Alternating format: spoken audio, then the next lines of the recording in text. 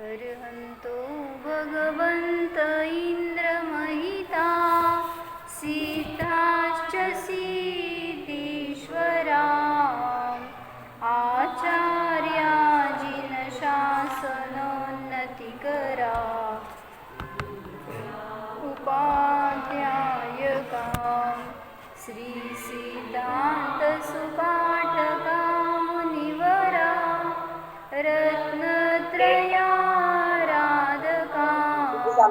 चैते परमेष्टिन प्रतिदिनं कुर्वन्तु ते मङ्गलम् श्रीमन्नम्रसुरासुरेन्द्रमुकुट प्रद्योतरत्नप्रभा भास्वत्पादनखेन्दवः प्रवचनां बोधिन्दवः स्थायिन ये सर्वे जिनसिद्धसूर्यनुगतास्ते पाठका साधव स्तुत्या योगिजनैश्च पञ्चगुरव कुर्वन्तु ते मङ्गलम् सम्यग्दर्शनबोधवृत्तममलं रत्नत्रयं पावनं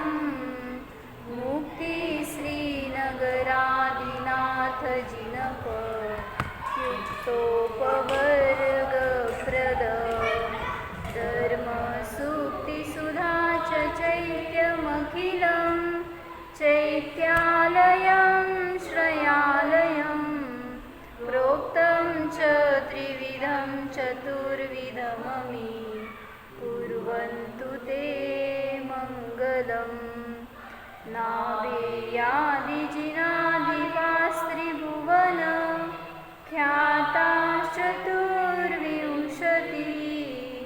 श्रीमन्तो भरतेश्वर प्रभृतयो ये चक्रिणो द्वादश ये विष्णुप्रतिविष्णुलाङ्गलधरा सप्तोत्तरा विंशतिः त्रैकाले प्रतिता स्त्रीषष्टिपुरुषा कुर्वन्तु ते मङ्गलम् ये सर्वौषधहृदयसुतपसो वृद्धिङ्गता पञ्चये ये चाष्टाङ्गमानिमित्तकुशला इष्टाविधाश्चारणा पञ्चज्ञानधरास्त्रयोऽपि बलिनो ये बुद्धिरुद्धीश्वरा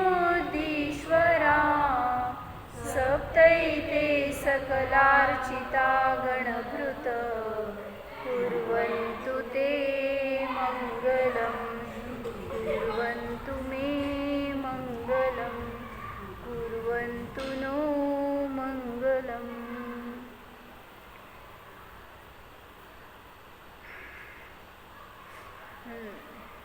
सगळ्या रुद्धिधारी मुनींचं स्मरण करणं हे सुद्धा आपल्यासाठी मंगल आहे.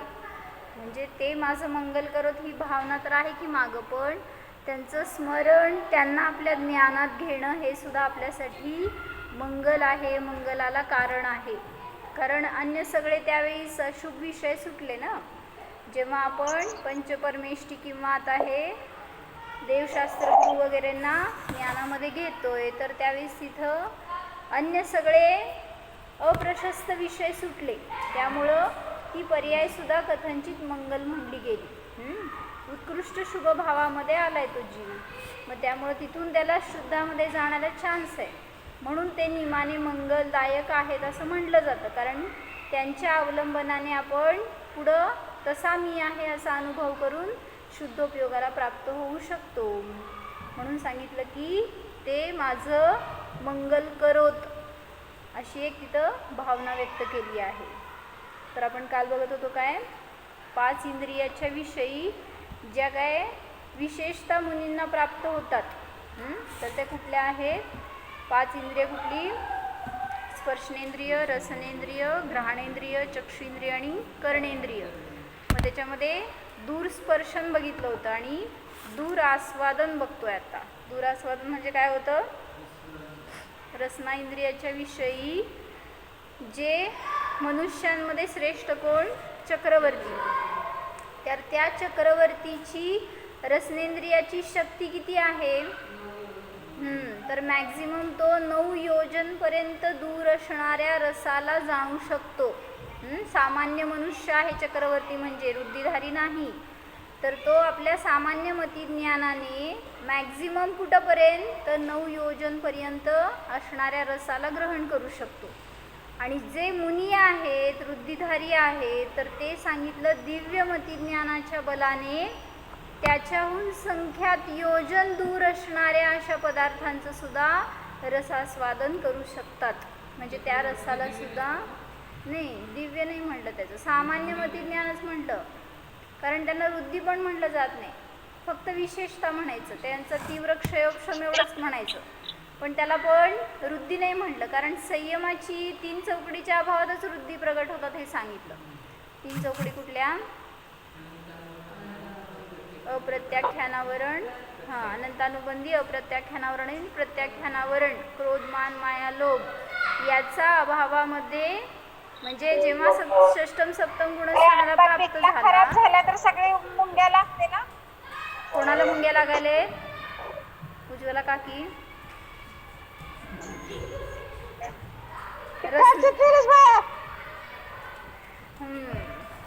तर आम्ही ते काल ते सांगितलं होतं, मुंग्यांचं घ्राणेंद्रिय तीव्र असते, रसनेंद्रियात आहे अजून आपण. तर तिथं घेत होतं की काय सांगत होते मी?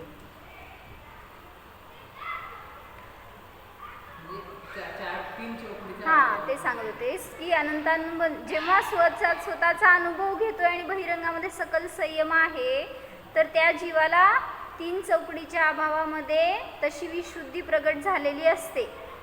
त्या कषायांचा अभाव झाला म्हणून विशुद्धी झाली असं नाही आहे, विशुद्धी प्राप्त झाली म्हणून त्या कषायांचा अभाव झालाय.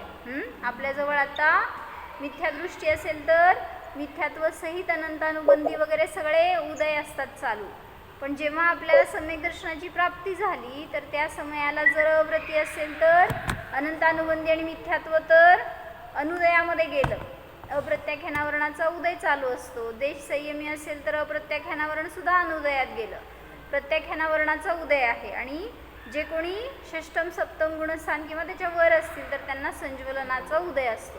आणि बाकी 3 चौकड्यांचा अभाव झालेला असतो. म्हणून त्यांनी सांगितलं की जेव्हा या रुद्धी प्राप्त होतात तर त्या जीवाला या 3 चौकडींचा अभाव असतो असा नियोग आहे. त्यामुळं खालच्या कुठल्याही गुणस्थानवरती जीवांकडं रुद्धी आहे असं म्हणलं जात नाही. मग हा चक्रवर्ती असला तरी सुद्धा कुठल्या गुणस्थानात? चतुर्थ आणि पंचम. अनुव्रती असेल, एखादं व्रत वगैरे घेतलं असेल तर पंचम गुणस्थानवरती सुद्धा असू शकतो. त्यामुळं 3 चौकडीचा अभाव आला तर नाही आहे. आणि जर झाला 3 चौकडीचा अभाव आला तर तो चक्रवर्ती नाही आहे. कोण आहे मग? मुनी झाला. त्यामुळं चक्रवर्तीत्व आहे तोपर्यंत अजून 4थ्या 5व्या गुणस्थानात गृहस्थच आहे तो. त्यामुळं त्याला जे काही ज्ञान असणार ते सामान्य मतिज्ञानच आहे. मुनींचं आहे ते फक्त म्हणलं दिव्य मतिज्ञान असतं आणि त्याच्या बळाने ते संख्यात योजन दूरवरच्या पदार्थांना ग्रहण करू शकतात. मग जरासं त्याच्याविषयी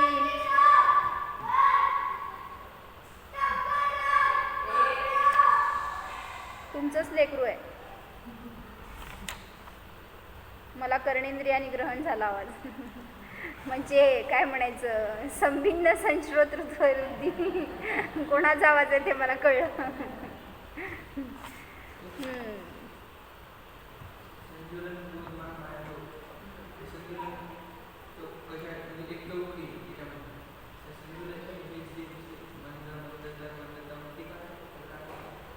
कुठल्याही असू देत कशा आहे त्याच्यामध्ये ही तरतमता असणार. म्हणजे लेशा कशी असते त्याच्यावरून शुभलेशा किंवा उत्कृष्ट लेशा, मध्यम लेशा असे पण भेद केले जातात त्याच्यामध्ये. म्हणजे जेव्हा आता क्रोध कषायाचा उदय आहे त्याच्यामध्ये सुद्धा काय म्हणायचं, तीव्र असणार किंवा मध्यम असणार, मंद असणार असे वगैरे उदय दिसून येऊ शकतात. त्यामुळं पहिल्यांदा संज्वलन, क्रोधमान, मायलोभ हे मूळ भेद घेतले आणि त्यावेळेस परत संज्वलनाचे तीव्र, मध्यम आणि मंद असे भेद करू शकतात.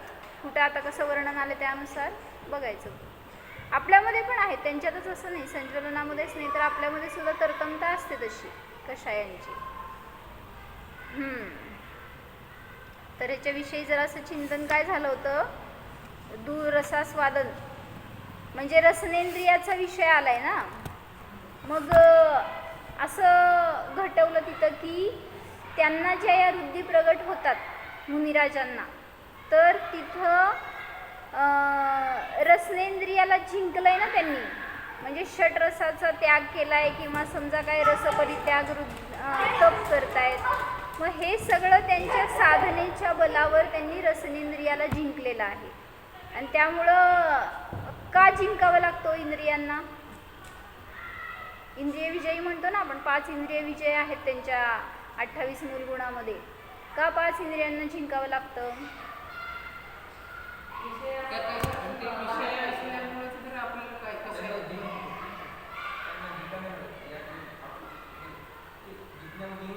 हां बरोबर, हे तर आहेच की.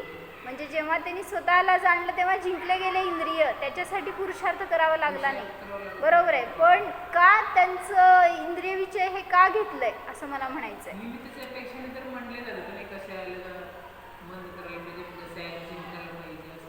हो की, पण इंद्रिय विजय हे मूलगुण का घेतले असं मला म्हणायचंय. इंद्रियांच्या ठिकाणी आहेत, त्याचे विषय असेनात का, असं काही मोक्ष मार्गात त्यांचा अडथळा नाही आहे तुम्हाला. हां बाहेर हां म्हणजे काय म्हणायचंय की जोपर्यंत इंद्रियांचे विषय भोगतोय, भलेही आता मुनी आहेत तरी सुद्धा आहार ग्रहण करतायत की, त्यामुळे ते विषय भोगच आहेत. मग जोपर्यंत त्या इंद्रियांचा निरोध होत नाही तोपर्यंत तप म्हणलं जात नाही. इंद्रिय निरोध तप म्हणतो ना आपण.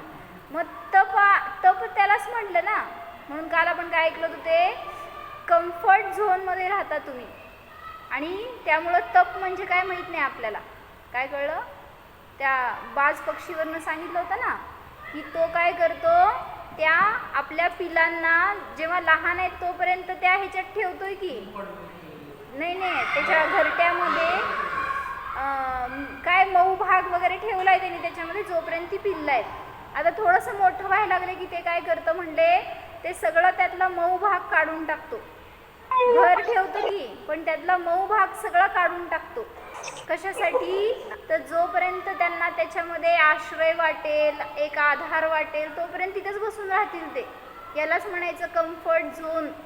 आणि मग जोपर्यंत त्यांना तिथं आश्वस्त राहणार, ते बाहेर पडणारच नाहीत, उडण्याचा प्रयास करणार नाहीत, कुठं काय शोधणार नाहीत, एक भक्ष हुडकणार नाहीत, काहीच नाही, आपलं निवांत मग ह्याच्या आधारावर जगत राहणार. म्हणून त्याची ती ट्रिक आहे त्या गिधाड पक्षाची. मग तसं सांगितलं आपण सुद्धा, जोपर्यंत इंद्रिय विषयांचे भोग मिळत राहणार तोपर्यंत त्याच्यामध्येच रत राहणार, आसक्ती वाढणार, मोही होणार. मग काल सांगितलं ना जितुबांच्या प्रवचनमध्ये काय की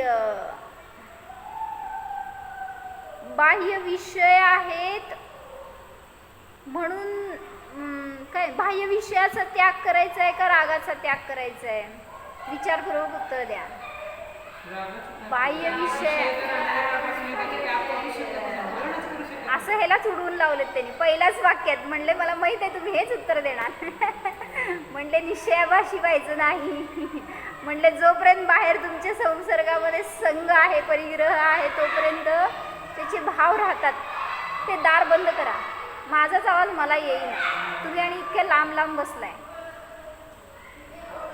जरा सांगा त्यांना एकदा.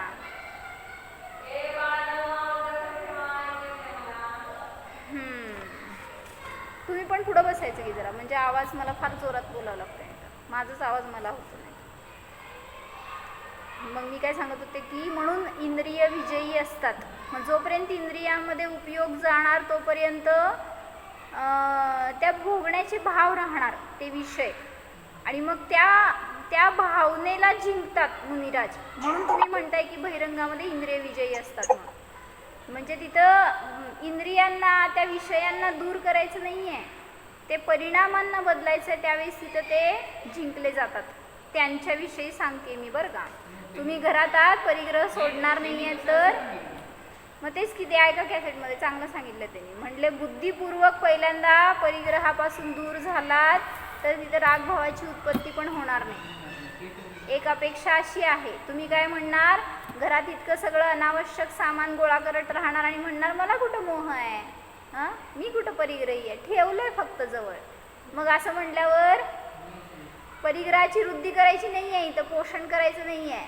भाव तुमचे असल्याशिवाय जवळ मूर्छा परिग्रह म्हणता तुम्ही, मोह असल्याशिवाय परिग्रह राहत नाही. एखादा जीव असेल की भलेही परिग्रह ठेवतोय पण चक्रवर्ती सारखा की भरत चक्रवर्ती सारखा निर्मोही जगत असेल, पण तुम्ही तसे नाही, 100% आचार्य सांगतायत. म्हणून तुमच्यासाठी उपदेश आहे की पहिला परिग्रहापासून दूर व्हा, त्याचे ममत्व भाव सोडा आणि मग तिथं तुमची साधना तुम्ही करू शकणार. तर काय सांगत होते की रसनेंद्रियाला जिंकणं हे त्यांनी एक श्लोकमध्ये घेतलं आहे. कुठला श्लोक आहे तो, म्हणजे कोणाला हे श्लोक माहीत असलं तर मला सांगा, म्हणजे मला कशातलं आहे, बहुतेक मूलाचार किंवा भगवती आराधनामधला असणार आहे. कोणाला ते आधार माहिती असलं तर सांगा. मी फक्त 4 गोष्टी त्यात काय आहेत ते सांगते की अख्खाणम रसणी म्हणजे इंद्रियांमध्ये रसनेंद्रिय, वयाणम बंभम व्रतामध्ये ब्रह्मचर्य व्रत, तिसरं कम्माणम मोहणी कर्मामध्ये मोहनीय कर्म, आणि चौथं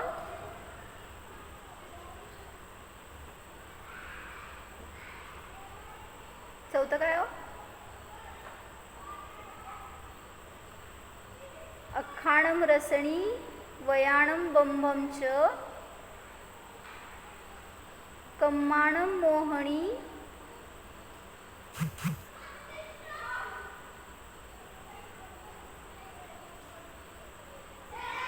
अजून एक काय तर राहिलं, हे चौरो दुःखेण सिद्धंती. ह्या चौघांना साध्य करणं हे काय म्हणायचं, दुस्साध्य आहे किंवा महाअवघड आहे. म्हणजे 5 इंद्रियांमध्ये रसनेंद्रिय किती प्रबळ आहे हे सांगायचं आहे मला. ब्रह्मचर्य व्रत 5 व्रतामध्ये महाभयंकर आहे आणि मोहनीय कर्माला जिंकणं महाभयंकर आहे. चौथं काय होतं, तुम्ही होता की सांगताना, वयाणम बंभंच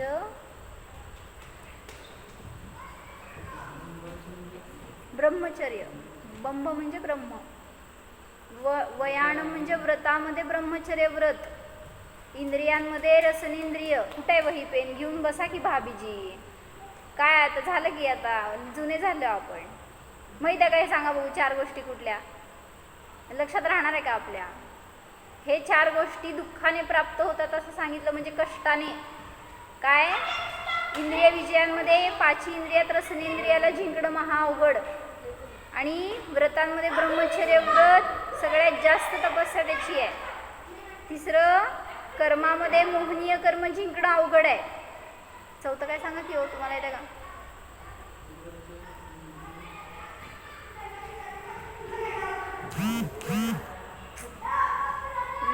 तर हे 4 सांगितलं की नाही आत्ताच सांगते तुम्हाला, तिथं आल्यावर तुम्ही येणार आहे ना तिथं, मला ते उद्या आठवण करा तुम्ही. तर हे 4 दुःखाने प्राप्त होतात, म्हणजे दुस्साध्य काय म्हणायचं, अवघड आहेत त्यांना साध्य करणं, त्यांना आपण ग्रहण करणं, धारण करणं वगैरे, मोहनीय कर्म. तर हे सगळे 4ही दुस्साध्य आहेत. तर याला जिंकतात मुनिराज हे सांगायचंय. म्हणून तुम्ही रसनेंद्रियामध्ये किती आसक्त असता हे मला घटवायचं होतं. आपण आता मुनींच्या ठिकाणी मुनींची विशुद्धी बघा आणि त्यांची प्राप्ती बघा, उपलब्धी. आणि आपण आता अनेक जण असे बघितलेत की जाऊ दे दुसऱ्याकडे बघायचं, आपली प्रवृत्ती बघा की जेवायला बसल्यावर आपण किती काय म्हणायचं त्याच्यात सगळं देहभान विसरून जेवत असतो. हे छान झालंय, हे नाही झालं, हे कसलं भारी झालंय, हे जास्त पाहिजे, हे कमी झालंय वगैरे, त्याच्यामध्ये किती आसक्ती असते आपली. आणि मग या भावनेनी भोगत असताना म्हणलं की रसनेंद्रियाला जिंकणार कधी, हं? आणि म्हणजे रसनेंद्रियात आसक्त झालो, त्याच्या अधीन झालो हे कळत नाही आपल्याला. मग तिथं म्हणून म्हणलं की आचार्य पहिल्यांदा रसनेंद्रियालाच जिंकतात, रसाला तोडतात, त्या इच्छेला दूर करतात, म्हणजे जी इच्छेला जिंकतात पहिल्यांदा. बाकीचे इतर इंद्रिय जिंकणं अवघड नाही आहे, पण रसनेंद्रियाविषयी त्यांनी जे प्रभुत्व प्राप्त केलं तर त्याच्या निमित्तात ही वृद्धी प्रगट होते. म्हणजे दुरास्वादन वृद्धी जी आहे ती त्यांना अनेक रसाचा स्वाद येऊ लागला. आता ते स्वतः रस जाणायला जात नाहीत, पण रस काय म्हणायचं, रसाचं ज्ञान त्यांना होऊ शकतं, अशी वृद्धी सहजतेने प्राप्त झाली.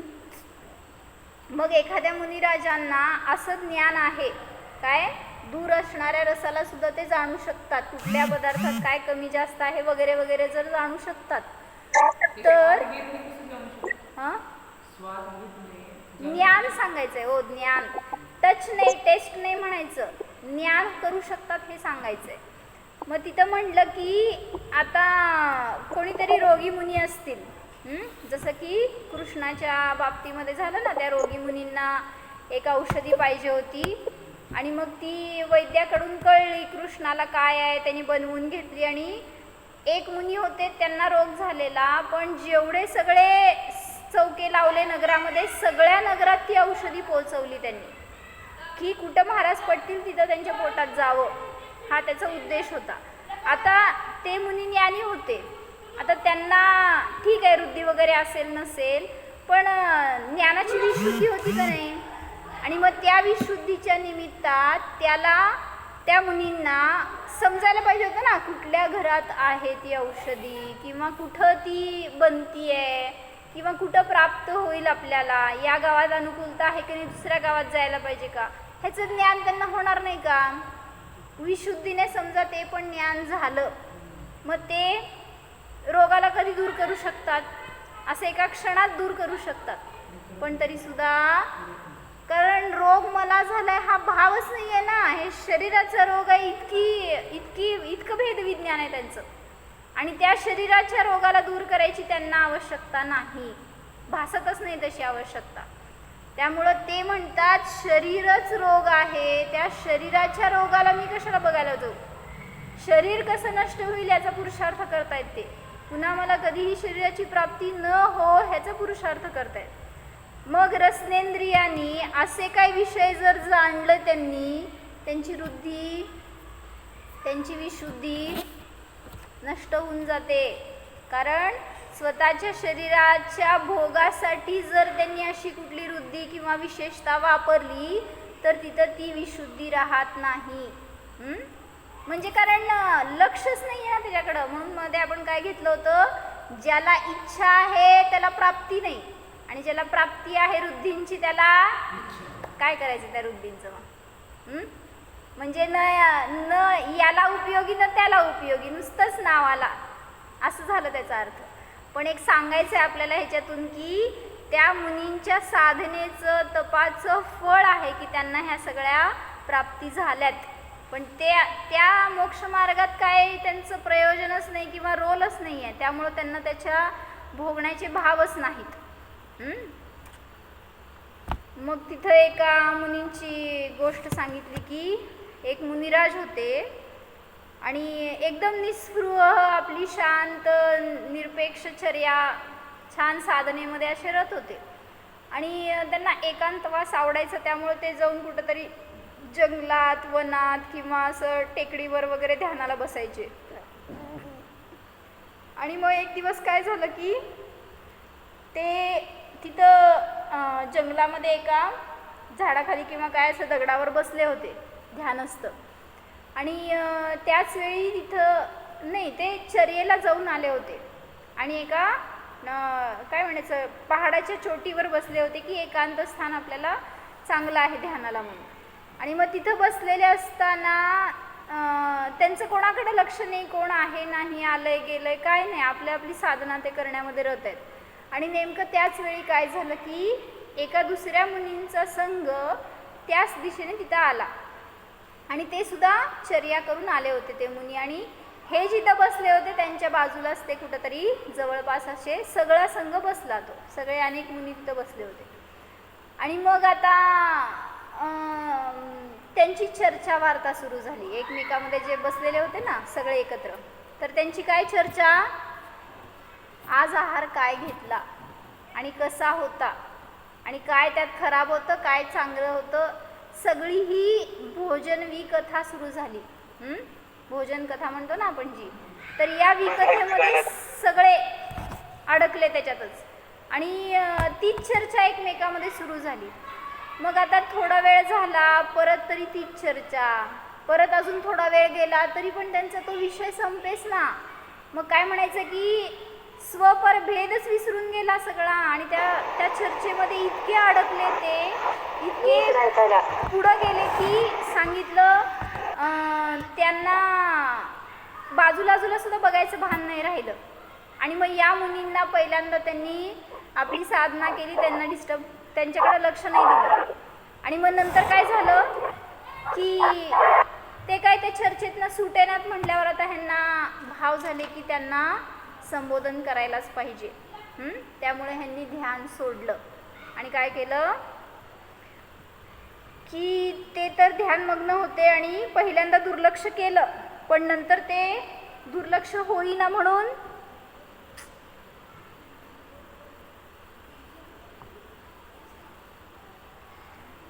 त्यांना संबोधन करण्यासाठी ते उठले आणि त्यांच्या ठिकाणी गेले, ते जिथं बसले होते तिथं.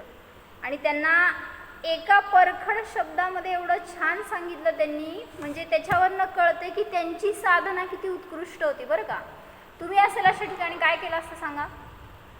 तुम्हाला कळतंय की हे व्रती त्यागी मुनी आहेत आणि अशी विकथा करतायत, तुम्हाला स्थितीकरण करण्याचं रोल आहे, तुम्ही काय करणार. तुम्ही पण मुनी आहे, चला सांगा काय करणार. त्यांच्याजवळ बसलाय आणि तुम्हाला हे कळतंय की हे सगळं चालू आहे. मग ते एक डेअर असतंय ना, ते डेअर कोणामध्ये असतंय, जो स्वतः तसं आचरण करतो, स्वतः त्या विकथांपासून दूर असतो ना, तर जाऊन दुसऱ्याला सांगू शकणार की तू ही विकथा करू नकोस, तुझ्या व्रतात दोष लागतो.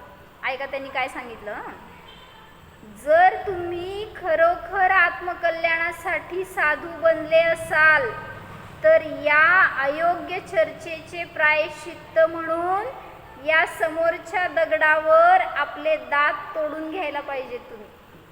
कसलं जबरदस्त प्रायश्चित्त सांगितलं. म्हणजे कणखरपणा बघा ना, त्या मुनींचं काय म्हणायचं, त्या मुनींचं एक इमेज कळली ह्याच्यावरनं, काय त्यांची साधना दृढ असेल.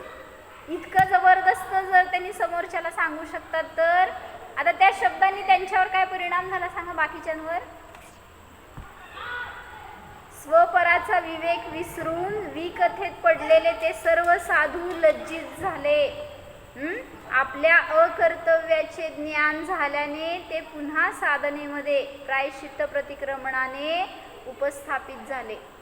म्हणजे त्यांना खेद वाटू लागला की आपण हे केलं, चुकलंय, ह्यांनी दाखवलं आपल्याला, बरं झालं, ही भावना झाली. त्यामुळं ते सुधारू शकले. असं नाही वाटलं की हे कोण कुठले मला का सांगतायत. म्हणजे दोघांचं पण बघा, एक यांचा विनय आणि यांची दृढता, ज्यांनी त्यांना स्थापित केलं त्यांचा पण भाव, त्यांची साधना, त्यांचं स्वतःचं आचरण इतकं उत्कृष्ट होतं, त्याचा प्रभाव की एका शब्दात त्यांनी बदलले सगळे. आणि असं स्थितीकरण करणारे भेटणं म्हणजे महाभाग्य लागतं. कारण आपण अशा विकथेत दिवस रात्र आहे, कोण तोडतं तुम्हाला विकथेपासून. सगळ्या विकथा करताय, स्त्री कथा, भोजन कथा, चोर कथा, राष्ट्रकथा, सगळ्यामधून तोडणारे तुम्हाला भेटले तर राग येतो. ते मुनी होते, ते मुनींना मुनी सांगितले ते ठीक आहे, तुम्हाला मी सांगितले तर सांगा. तुम्ही टी व्ही बघू नका, न्यूज बघू नका असं मी म्हटले. न्यूजमध्ये कुठली कथा असती हो, कुठली विकथा असती. सगळ्या विकथांचा दोष आहे एका न्यूजमध्ये. म्हणून किती विकथा, किती न्यूज बघायच्या.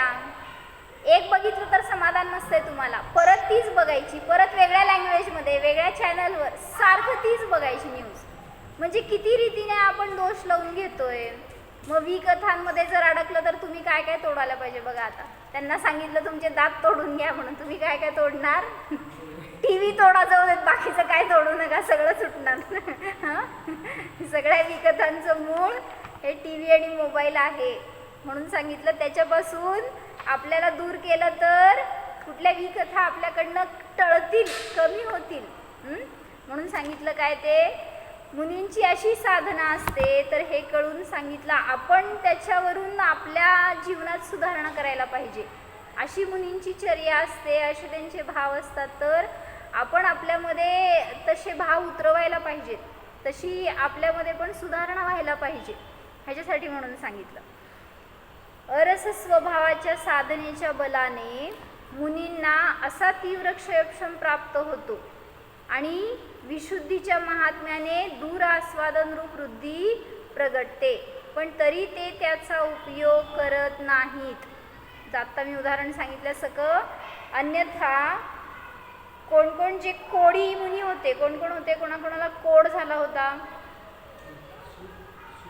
सनत कुमार चक्रवर्ती म्हणजे सनत कुमार मुनी, वादिराज मुनी, असे जे अजून कोण मुनी होते त्यांना रोग झाला होता. परत भस्मक रोग झालेले समंतभद्र मुनी, तर आचार्य जे होते, तर त्यांना सांगितलं या रोग निवारणार्थ अशा रसनेंद्रियाच्या क्षयक्षमाने त्या औषधीरूप रसाचे ज्ञान करून तो आहार मिळेल त्याच ठिकाणी चर्याला गेले असते. जर या रुद्धींविषयी त्यांना महिमा असती तर त्यांना त्या रुद्धी प्रगट झाल्यात आणि ते त्यांचा वापर करत असले तर. पण रोगाला दूर करण्याचा विकल्पही ते करतील तर भावलिंगत्व नष्ट होतं. काय म्हणले? दूर करायला जाणारी क्रिया तर लांब झाली, पण भाव जरी आला की मला हा त्रास होतोय आणि मला ते दूर करायला पाहिजे, हा भाव उत्पन्न होणं म्हणजे सुद्धा निर्विकल्पतेतनं च्युत होणं आहे. अशी निर्विकल्प निरपेक्ष साधना करणाऱ्यांनाच पुण्यप्रतापाने सहज रीतीने तसे वैद्य, तशी औषधी सहज उपलब्ध होते. काय म्हणले? अश्विनीबेन घ्या त्यांना पण आत. 5 मिनिटं राहिले, 5 मिनिटं आहे का घे. स्वप्नाली भाभी. तर आमचं प्रकरण काय चाललंय की रसनेंद्रिय हे जिंकणं सगळ्यात महान पुरुषार्थाचं काम आहे. म्हणजे आपल्याला इतर इंद्रियांचं बळ वाटतंय, पण सांगितलं सगळ्यात डेंजर आहे ते रसनेंद्रिय आहे. त्याला जिंकणं म्हणजे सगळ्यात मोठा पुरुषार्थ झाला तुमचा. ज्याला रसनेंद्रियावर वश आहे ना, त्याची मुनिचर्या सहज होऊ शकते. तुम्हाला किती आहे रसनेंद्रियाचं विजय? त्याची आसक्ती किती आहे? नाही आहे म्हणला की आत्ता दीक्षा देणार, लगेच दीक्षा होऊ शकते आपली. किती छान साधना होऊ शकते. मग किती सहज त्यांनी मी म्हटले पण बरं का त्यावेळेस की कोणतरी तुमच्यात बिना लोणचं पण तुमची मुलगी करते का? हां, मग तेच असं ऐकले मी की षटरस पाळून वगैरे जीवू शकतात. म्हणजे इतकी छान साधना आम्ही नाही करू शकत अजून बरं का. अजून असं षटरसाचा त्याग वगैरे आम्ही नाही केला अजून कधी. होय, नाही षटरस होय, बरं. मग इतके पुरुषार्थी आहेत म्हणल्यावर का नाही दीक्षा घेतली अजून तुम्ही? का घरात बसलाय? मग इथं सांगितलं की हे एवढंच सांगायला त्यांनी, जो रसनेंद्रियाला जिंकतो ना त्याची साधना खूप चांगली होऊ शकते. त्यांनी मुनी दीक्षाच घ्यायला पाहिजे, घरात राहायलाच नकोय. तीव्रतेने भाव करा, आपल्याला दीक्षा घेणं प्रयोजन आहे, हेच मला कर्तव्य आहे, हे माझ्याकडनं घडायलाच पाहिजे आयुष्यामध्ये. इतके भावना करा तर त्याचं फळ मिळणार आपल्याला. आपण रत राहतोय, जे काय मिळालं आपल्याला सामग्री अनुकूलता त्याच्यामध्ये भोगत राहतोय. चांगले डिश करून दिले तर म्हणजे मुनी दूर जातात ना जेवढं त्या आहारापासून, तर तेवढं त्यांना ते पुण्याचं उदय की ते मिळत राहतं. जसं ते म्हणलं ना की ते एक राजा होता आणि त्या राजाला वैराग्य झालं आणि जंगलात गेला मुनींच्या जवळ, तिथं वैराग्य झालं की दीक्षा घेऊन टाकली. असं फटकन दीक्षा, आम्हा म्हणते गोष्टीत अशी फटफट दीक्षा होत असते. का समोर होत नाही अशी वर्तमानात आपल्या? मग त्या राजाने दीक्षा घेऊन टाकली बरं का. आणि मग दीक्षा घेतल्यावर सगळी चर्या वगैरे सांगतायत आचार्य त्यांना, तुम्हाला आज उपास आहे, दुसऱ्या दिवशी पारण आहे, मग असं तुम्ही आहार घ्या, असं करा वगैरे, अशी चर्या करा, सामायिक करा, सगळं सांगतायत, शिकवतायत. आणि आता एक दिवस काय झालं की ते चर्येला जाऊन आले. तर आल्यावर सामायिकाला बसणार होते का बसले होते आणि त्यांच्या तोंडातून असं शब्द पडले की अहो सुखम, अहो सुखम, असं त्यांच्या तोंडातनं शब्द बाहेर पडले. तर बाजूला असणारे मुनी असतात, त्यांनी जाऊन आचार्यांना सांगितलं. म्हणले ते आत्ताच आहारावरनं आलेत आणि काय म्हणतायत, अहो सुखम, अहो सुखम. का म्हणत होते सांगा? राजा होते बरं का ते पूर्वी. तर त्यांना सांगितलं त्यांचं जातीवंत वैराग्य. हा, तर तेच सांगितलं की त्या इतर मुनींना काय वाटलं, ते आहार घेऊन आलेत आणि बेस्ट आहार झाला असणार आहे त्यांचं. राजा होता म्हणल्यावर देणारे आहार एकदम छान दिले असतील आणि ते आठवून किंवा त्याचं टेस्ट येत असणार म्हणून अहो सुखम असं म्हणत असणार. पण त्या मुनींचे भाव इतके उत्कृष्ट होते, जे नवीन मुनी झालेले त्यांचे. तर तिथं आचार्यांना जेव्हा हे जाऊन इतर मुनींनी सांगितलं, त्यावेळेस त्या मुनींचा पण भाव स्थितीकरणाचाच होता बरं का, असं नाही की ईर्षेनी वगैरे. इतर मुनींनी जे आचार्यांना सांगितलं की त्यांना संबोधन करण्यासाठी की जर हे असे परत विषयात अडकत असतील तर नको तसं, म्हणून त्यांनी आचार्यांना सांगितल्यावर आचार्य ज्ञानी होते. आणि मग त्यांनी सांगितलं की त्याला प्रत्येक चर्येमध्ये आनंद येतोय, प्रत्येक चर्येत ते अनुभूती घेत आहेत आणि निसंगतेचा अनुभव करतायत की त्यांना इतका आल्हाद होतोय. आजपर्यंत तिथं राहत होते ना राजमहालामध्ये, त्या वैभवाचं टेन्शन, त्या राज्याचं प्रजेचं काळजी, त्या सगळं स्वतःच्या दिवसभरातलं रुटीनचं टेन्शन, ह्याच्यामध्ये त्यांना तो आनंदच भोगता येत नव्हता. आणि त्यामुळं आज जे तो आनंद भोगतायत ना, त्यांना एकदम काय म्हणायचं, हलकं वाटायला लागलंय किंवा एक स्वतंत्रतेचा अनुभव करतायत. आणि म्हणून ते प्रत्येक वेळी काय म्हणतायत, म्हणा बघू, सोडा एकदा घर बघा की विचारात ना, हो सुखम, आपण पण जोर जोरात म्हणणार आहे हो अनुभव तो. म्हणून गृहत्याग एक सांगितलंय, विद्यार्थ्याची अट आहे. दुपारी बघितलं ना 5 अटी आपण, त्याच्यामध्ये ज्याला शिष्य बनायचं आहे ना, त्याची ही एक अट आहे की तो गृहत्यागी असावा. तर अहो सुखम, सगळीकडे त्याला सुख अनुभवायला येतं.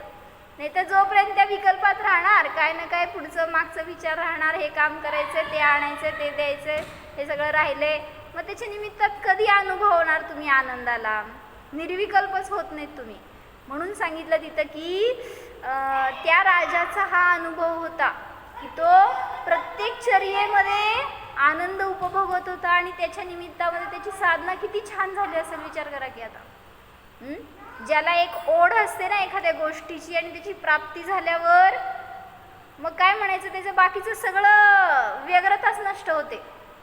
त्यामुळं अशी उपलब्धी आपल्याला पण व्हावी ही भावना करा. मी जेव्हा जे पण काय तुम्ही धर्माच्या नावावर करताय, पूजन करताय, दान करताय, ध्यान करताय, स्वाध्याय करताय, सगळ्या ठिकाणी मला माझ्या आत्म्याची प्राप्ती व्हावी, त्या सुखाचा एकदा तरी स्वाद यावा, असं करा ती क्रिया. तर त्याच्यामध्ये तुम्ही पण म्हणणार, मी तुमच्या जवळ उद्या बसणार आहे पूजा करताना, अहो सुखम म्हणायला पाहिजे. तसा अनुभव यायला पाहिजे आपल्याला, अहो सुखम, मला सुद्धा तो सुखाचा अनुभव सहज येतोय आणि तो मी भोगतोय. असा भोगला तर संसार संपणार आहे, मग निश्चिंतता कधी पण संपेल. पण एकदा शुद्ध आत्मानुभव घ्यायलाच पाहिजे. तर तो काय म्हणायचं, अपूर्व असतो, अद्वितीय असतो, अनुपम असतो आणि त्याचा अनुभव आपल्याला नियमाने सगळ्या दुःखातून दूर नेणारा असतो. तुम्हाला सगळी चिंता कशाची असती, परिग्रहाची, पैशाची. आणि मग त्या पैशामध्ये त्या परिग्रहात जोपर्यंत राहणार तोपर्यंत निर्विकल्प कसा होणार. म्हणून विचारातून ज्ञानातून दूर करा, बहिरंगातून ते दूर होणार आहे. आणि तसा अनुभव केला तर आपण पण निर्ग्रंथ सहज होऊ शकतो. ओम. स्मिता बोल.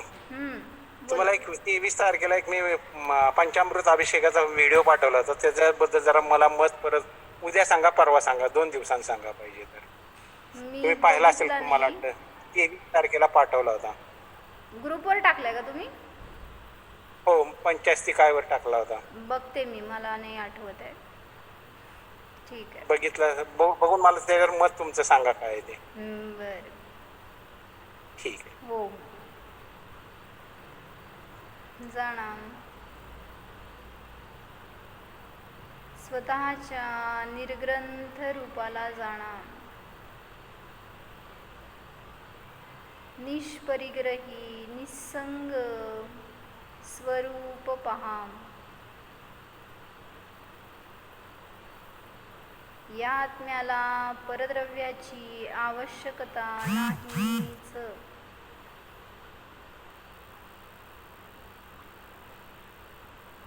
अनंत सुख आहे स्वभावामध्ये. अनुभवा अहो सुखम, अहो सुखम. जाणतोय मी, भोगतोय मी या सुखाला. सुखमय स्वरूपोहम जीवोहम. ओम